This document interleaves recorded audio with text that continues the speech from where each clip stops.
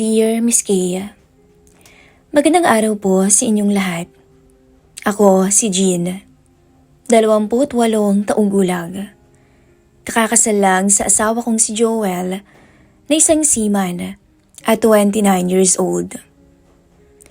Hindi ko alam kung tama bang ikwento ko ito, pero siguro ito na lang ang way ko para ilabas ang bigat na matagal ko na ang dinadala. Hindi ito kwento ng pagnanasa kaagad.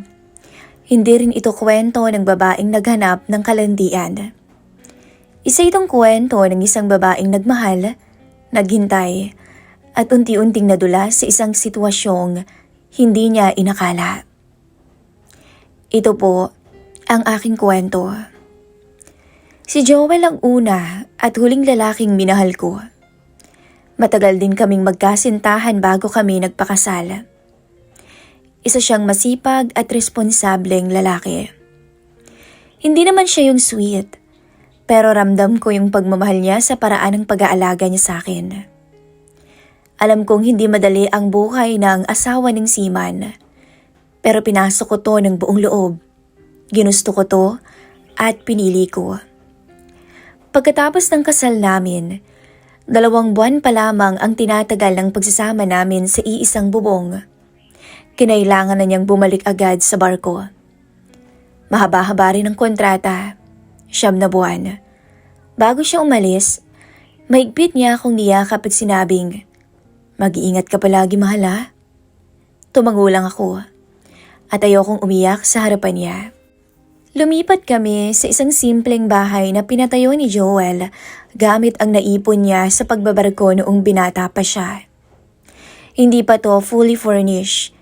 Marami pang kailangang tapusin, pero pwede ko naman nang tirahan. Sabi niya, gusto niya raw na pagka-uwi niya, maayos na lahat. Kaya't ako na raw ang bahala. Kasama sa pagpapagawa ng bahay ang kuya niya, ang bayaw kong si Marvin. Si Marvin ang panganay sa kanilang magkakapatid. Mas matanda siya kay Joel ng halos 8 taon. Foreman siya sa mga maliliit na proyekto sa probinsya. At siya ang nag-aasikaso ngayon ng karamihan sa gawa sa bahay namin. Mula sa bubong, kisame, hanggang sa mga huling ritoke. Pagkaalis ni Joel, doon nagsimulang ituloy ang mga kulang pang ayusin sa bahay. May mga parte kasing hindi pa natatapos bago siya umalis. Si Marvin ang naiwan para gumawa. Araw-araw siyang dumarating ng maaga. Tahimik lang ang mga unang araw. Simpleng, "Magandang umaga. Nandiyan na yung mga materyales. Balik na lang ako mamaya." Wala namang kahit na anong kakaiba.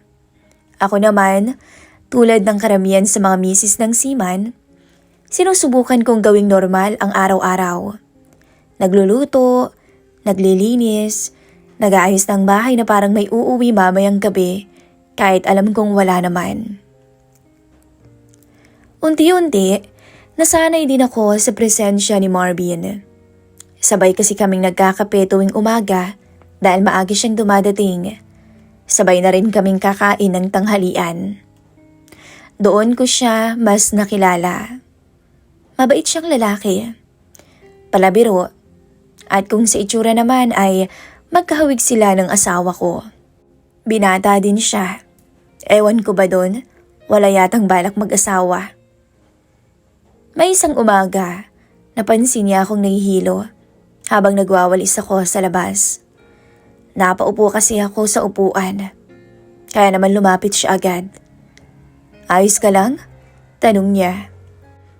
"Oo kuya, bigla lang akong nahilo," sagot ko. Wala siyang sinabi. Pumasok siya sa kusina at pagbalik niya, may dala-dala na siyang tubig. Inabot niya yun sa akin. "Baka naman sobrang pagod na yan. Nasobrahan ka na yata sa paglilinis araw-araw."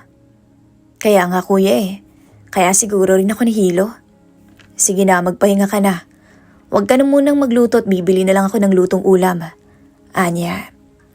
Sa bawat araw na lumilipas, Unti-unting nagiging bahagi ng rutina ko ang presensya ni Marvin. At sa bawat gabing tahimik naman ng bahay, mas lalo kong nararamdaman kung gaano kabigat ang maghintay ng mag-isa. Hindi ko alam kung kailan nagsimula na magkalapit kaming dalawa. Basta alam ko lang isang araw, tawa na ako ng tawa sa mga biro niya. Lalo na kapag tapos na ang trabaho niya. Tumatambay muna kasi siya sa bahay para makapagkwentuhan kami. Minsan sandali lang, minsan naman inaabot na siya ng gabi at doon na magdi-dinner. Hindi ko kasi namamalayan ang oras. Hindi ko rin namamalayan na unti-unti nagiging komportable na ako sa presensya niya. Isang hapon noon, inabutan ko siya ng kape. Katatapos lang kasi ng trabaho niya at halatang pagod to. "Salamat, Jean," sabi niya habang inaabot ang tasa. Ngumiti lang ako. "Siya nga pala, kumusta si Joel?" Tanong niya. "Ayos naman," sagot ko. Pero ilang araw na rin kaming hindi nagkakausap eh. Mahirap siguro yung signal. Tumango siya. Ganon talaga sa barko. Tahimik kaming sandali, tapos bigla akong nagbiro. Ikaw naman kuya," sabi ko. Bakit pa hanggang ngayon hindi ka pa rin nag-aasawa? Aba, hindi ka naman na bumabata. Sayang naman ang lahi mo." Natawa siya ng mahina. Tapos nagkatinginan kaming dalawa. Doon ko napansin, nagwapo pala talaga siya. Kung tutuusin, mas may itsura pa siya sa mister ko. Habang nagkakatinginan kaming dalawa, tila may kakaiba. May apoy akong nararamdaman. "Wala eh. Wala pang mahanap," sagot niya. Ang arte mo naman," biro ko. "Kung meron man sanang darating, gusto ko sana yung kasing ganda mo rin," dagdag pa niya. Napangiti ako noon at hindi ko naiwasan na mamula ang pisngi. Bolero ka talaga kuya." "Hindi naman," sagot niya agad. "Sa totoo lang, swerte nga ni Utol sa'yo eh.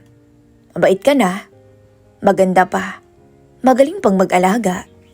Papuri niya. Uminit na ang pisngi ko noon. Hindi ko na alam kung saan ko ba ibabaling ang tingin ko. Sayang nga lang eh. Hindi niya mararamdaman kung paano ako mag-alaga. Kasi mas matagal pa siyang wala kaysa sa nandito. Naapatingin ako sa kanya. "Ayos lang yan, Jean. Kung sakaling makaipon na kayo eh, pwede naman na siyang magnegosyo dito para magkasama na kayong dalawa." Nagkatinginan ulit kami ng mas matagal pa. Doon ako humangas sa kanya. Hindi dahil sa sinabi niya, kundi dahil ramdam kong may malasakit siya kay Joel na kapatid niya. Doon ko unang naramdaman ang kakaibang tibok ng puso ko. "Alam mo ba?" bigla akong sabi. "Namimiss ko na rin si Joel. Ang hirap pala no. Ilang buwan na akong walang kasama, katabi, kayakap." Hindi ko alam kung bakit ko nasabi yun. Parang kusa na lang kasing lumabas sa bibig ko. Tahimik lang si Marvin. Kita ko ang pag-aalinlangan sa mukha niya kung magsasalita pa siya. Hanggang sa hindi ko alam kung ano bang enerhiya ang humatak sa amin, papalapit sa isa't isa. Nung hawakan niyang kamay ko, hindi ako nakatanggi dahil kakaibang apoy na ang naramdaman ko. Doon nagsimula, miski, ang unang paglalapit naming dalawa. Hindi ko naisip ang tama o mali. Ang alam ko lang, pagod na akong magpakatatag. At isang bagay ang nanaig sa akin noon, ang kasabikan ko sa aking asawa. Babae lang din naman ako. At kakakasal lang. Akala ko madaling maghintay pero mahirap pala. Kung gusto mo, Gina, pwede na bang ako muna habang wala si Joel? Sikreto na itatago natin. Sikreto na parehas nating pakikinabangan. Nung halikan niya ako noon, Miss Kay, doon ko na tuluyang nakalimutan ang asawa ko. Hanggang sa lumalim yung halikan namin. At sa pagitan noon, unti-unti kaming nakarating sa silid naming mag-asawa. At doon nangyari ang unang kataksilan ko kay Joel. Matapos ang lahat, tumayo si Marvin. Inaayos agad ang sarili niya. Jean, sabi niya nang hindi ako tinitingnan. Aalis na muna ako ha. Tumango ako dahil wala akong masabi. Umalis siya nang walang lingon. Nang may sara niya ang pinto, doon ako napaupo sa sahig. Hindi ako umiyak agad. Tila may nakadagan sa dibdib ko na unti-unting bumibigat. Kinabukasan maaga akong nagising. Tumawag si Joel. Kumusta ka mahal? Ngayon lang nagka-signal pasensya ka na ha? Ayos lang mahal. Sagot ko. Matagal-tagal kaming nagkwentuhang dalawa. Tila miss na miss niya ako. Pagkababa ng tawag, doon ako napaiyak. Hindi dahil galit ako kay Joel, kundi dahil mahal ko siya. Pero may nagawa kong hindi ko na mababawi. Ilang araw din kaming hindi nagkita ni Kuya Marvin. Akala ko talaga doon na matatapos ang lahat. Hanggang sa isang hapon, kumatok sa pintuan o may kumatok sa pintuan. Pagbukas ko, nakita ko siya. Si Marvin. Jean, may naiwan pala akong gamit. Kukunin ko lang. Sabi niya.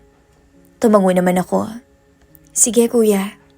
Matapos niyang kunin yun, nagpaalam siya agad na aalis na. Dahil may kailangan lang daw siyang puntahan. Hindi na kami nag-usap pa. Hindi na rin kami nagtinginan ng matagal. Parang pareho naming alam na kung magsasalita pa kami, baka mas lalo lang kaming malito. Babalik ako bukas. Sabi niya na parang normal lang, na para bang walang nangyari sa amin. Tumango ako. Sige. Kinabukasan, maaga akong nagising. Automatic na gumising ang katawan ko kahit wala naman akong aasikasuhin. Nagluto ako ng agahan kahit mag-isa lang ako at walang gana. Bandang 9:00, narinig ko ang tunog ng motor sa labas. Hindi ko na kailangang tumingin sa bintana para malaman kung sino yun. Kabisadong kabisado na ng tenga ko ang tunog ng motor ni Marvin. Pumasok siya na parang karaniwan lang.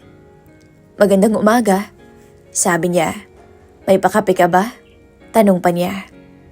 Nagtataka ako dahil tila naging masigla siya ngayon kumpara kahapon na hindi man lamang ako matingnan. Oo, nakatimpla na, sagot ko. Umupo siya sa mesa. Umupo rin ako sa tapat niya. Hindi kami nag-iimikan habang umiinom. Hindi rin namin binabanggit ang nangyari. Pero pareho naman naming alam na nandun na yon. Nasa pagitan na namin. Mamaya, may bibilhin lang akong pintura. Babalik din ako kaagad. Sige, sagot ko. Pagbalik niya, diretso na siya agad na nagtrabaho. Ako naman, nagligpit sa loob ng bahay. Paminsan-minsan, nagkakasalubungan ang tingin naming dalawa at magingitian lang.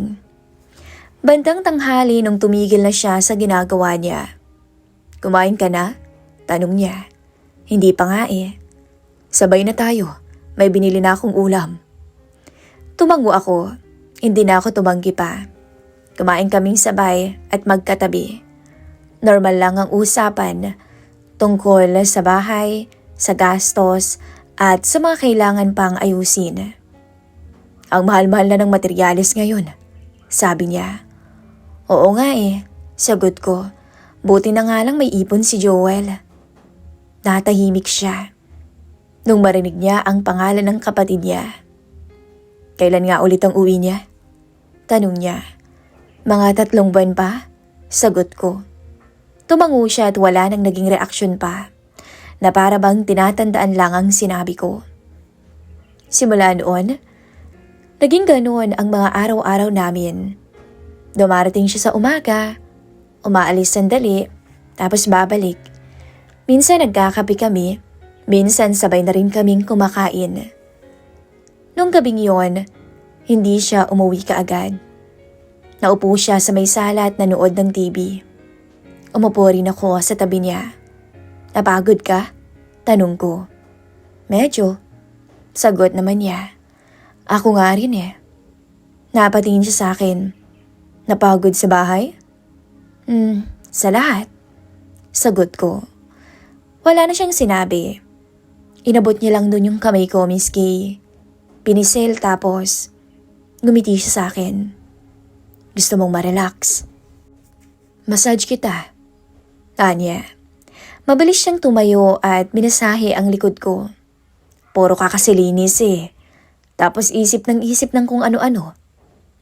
Huwag mo muna kasing isipin ang mga bagay-bagay. Mag-relax ka. Pikit mo ang mga mata mo. Tapos tumabi siya ulit sa akin. Akin na, yung kamay mo naman. Habang nakapikit ako, hindi ko na malayan. Bigla niya na lamang akong hinalikan nun. Nagulat pa ako, pero hindi na ako nakatanggi. At sa pangalawang pagkakataon, muli akong bumigay, Miss Kay. Muli akong nagpatangay sa kasabikang nararamdaman ko. Mula noon, hindi na lang yon minsan. Hindi na lang isang gabi. Hindi namin pinag-uusapan kung ano ba kami. Hindi rin namin binibigyan ng pangalan ang ginagawa namin. Basta nangyayari na lang sa pagitan ng araw-araw na gawain. Kapag wala siyang trabaho, pumupunta pa rin siya dito. Kapag may kailangan akong ipaayos, siya yung una kong tinatawag. Kapag sobra akong nalulungkot, doon siya sa bahay natutulog. May mga araw na kausap ko rin si Joel habang nasa tabi ko siya. Hindi naman ako proud, pero hindi rin ako nagpapanggap na biktima. Alam kong pinili ko to.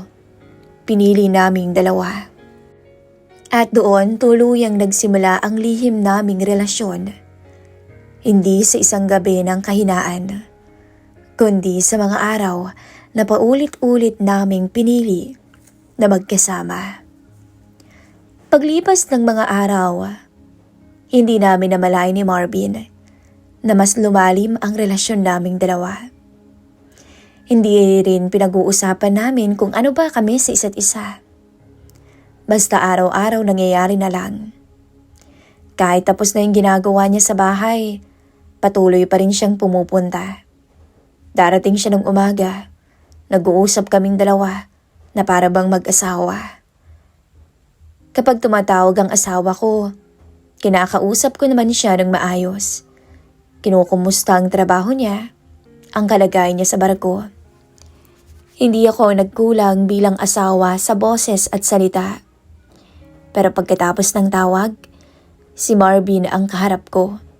Siya ang nakakakita ng katahimikan ko kapag binababa ko na ang cellphone. Hindi niya tinatanong kung ano ba ang nararamdaman ko. Dahil alam niyang nakokonsensya ako. Hanggang unti-unti, nasanay akong kasama na siya. Nasanay akong may taong nandyan. Dumating ang buwan ng Agosto. Malapit na ang kaarawan ko. Magbe-birthday ka na pala, no? Sabi niya isang umaga habang nagkakape kami. Tumango ako. Oo. May plano ka na? Tanong niya. Wala naman. Simpleng salo-salo lang siguro. Pupunta rin sina nanay pati mga kapatid ko eh. Dito? Tanong ko. Oo. Sagot ko.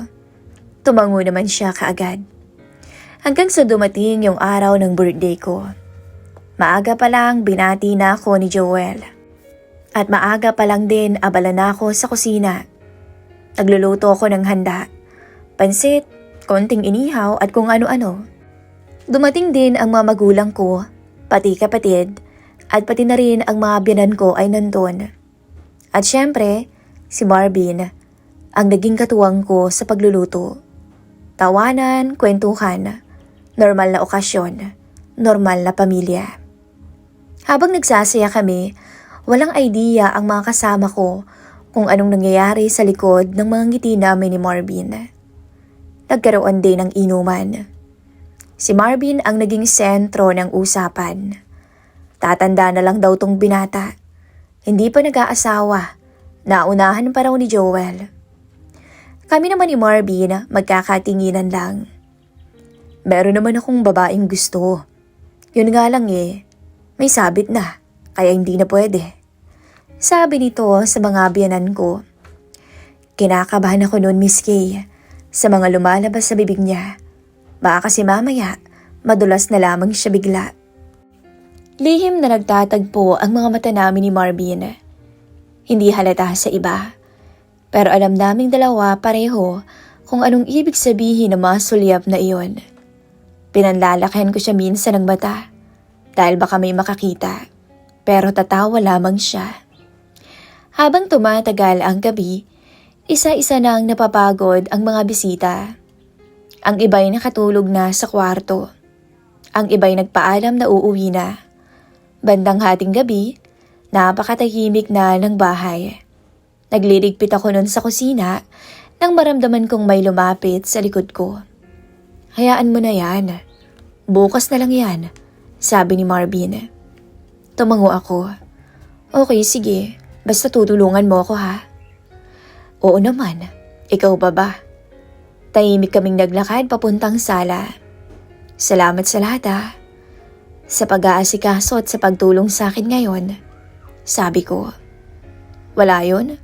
Birthday mo yan Sagot niya. Nagkatinginan kaming dalawa ng matagal. Walang nagsasalita. Hindi ko alam kung sino yung unang lumapit doon. Hindi ko rin alam kung sino ang unang bumigay. Ang alam ko lang, nandun na naman kami sa puntong hindi na kailangan ng salita. Dahil muli, bumigay na naman kami sa isa't isa. Pa-birthday ko sa'yo yan. Sabi niya na nakangiti. Napangiti rin ako. Kahit hindi ko naman birthday, may nangyayari sa atin, no? Alam mo, Jean, hindi ko inaasahan na ganito ang mangyayari. Dugtong niya. Ako rin naman Sagot ko.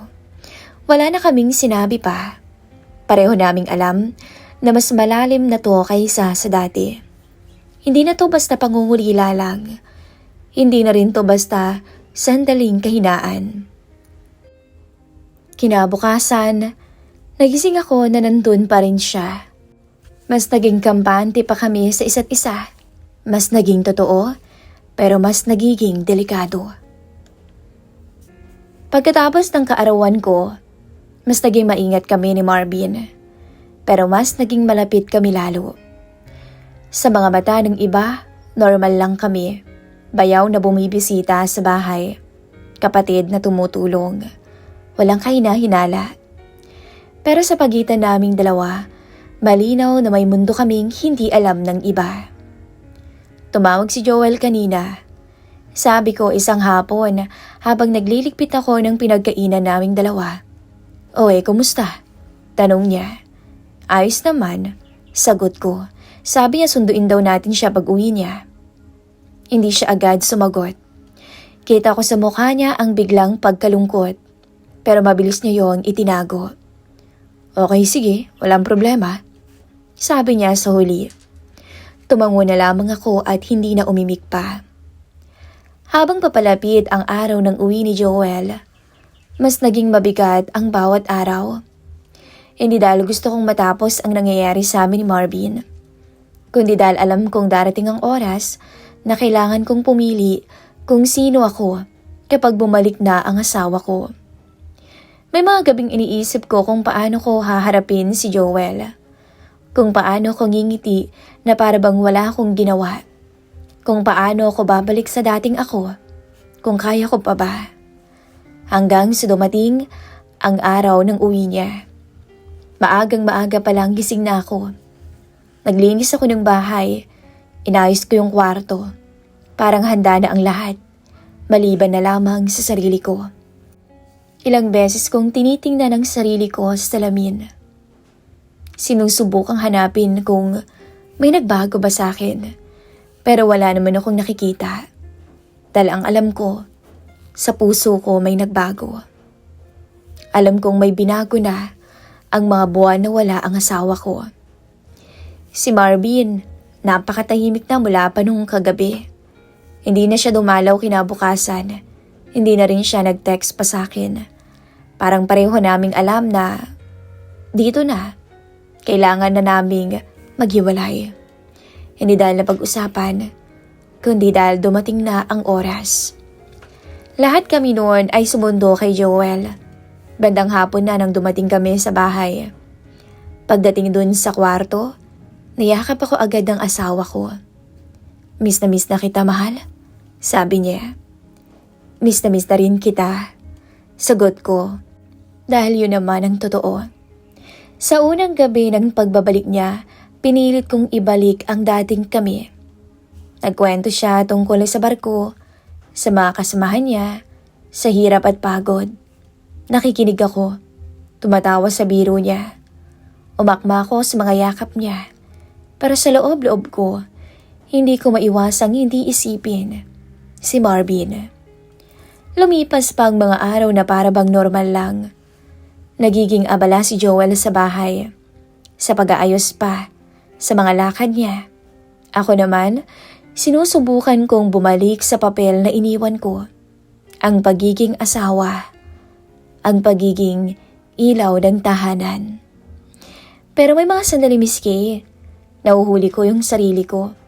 Kapag may binabanggit si Joel tungkol sa negosyo, naaalala ko ang plano ni Marvin. Kapag may ginagawa si Joel at nahihirapan siya, naiisip ko kung paano to ginagawa ni Marvin noon nang walang reklamo.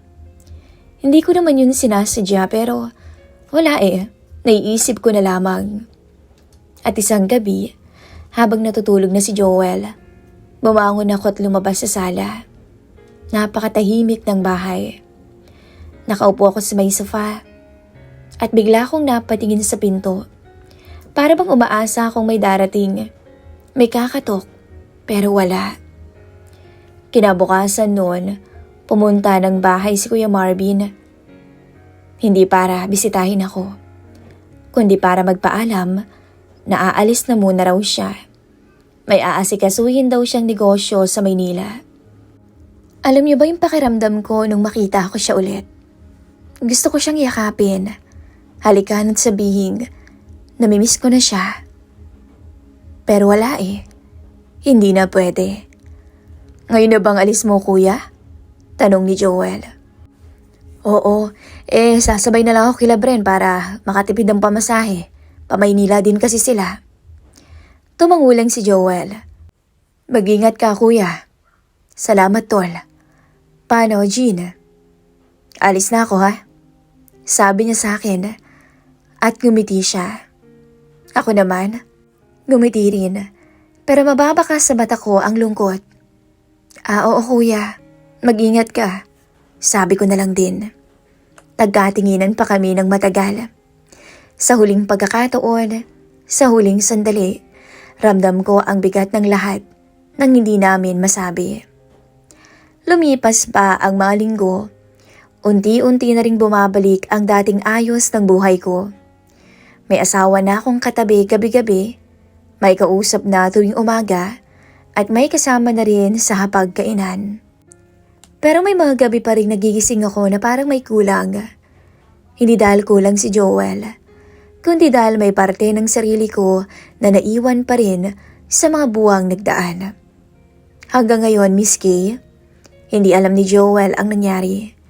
At alam kong may magsasabing mali yun. Pero Miss Kay, may mga katotohanang hindi na kailangang aminin pa para hindi masira ang pamilya. May mga katotohanan na kailangang ibaon na lang sa hukay. Hindi ko pinagmamalaki ang nagawa ko. Ang nangyari, hindi ko rin itatanggi. Isa yon sa mga desisyong ginawa ko sa panahong nag-iisa ko. Sa panahong may dumating na umunawa ng hindi ko hinihingi. Minsan iniisip ko, ano na kayang ginagawa ni Marvin? Kung masaya na ba siya? Kung may nahanap na ba siyang para sa kanya? Pero hanggang doon na lamang yun sa isip ko. Dahil sa huli, bumalik ako kung saan ako nagsimula. Ang maging asawa ni Joel. At ang nangyari sa pagitan namin ni Marvin ay mananatili na lamang na bahagi ng isang panahon sa buhay ko. Isang lihim ang nagturo sa akin kung gaano kadaling mawala sa sarili kapag kulang ka sa yakap, kapag nag-iisa ka. At yon ang katotohanan. At ito, ang kwento ng aking buhay. Muli, ako po si Jean. Maraming salamat sa mga nakinig ng aking kwento. At maraming salamat po Miss Kay sa pag-share ng aking istorya. Happy holidays po sa inyong lahat.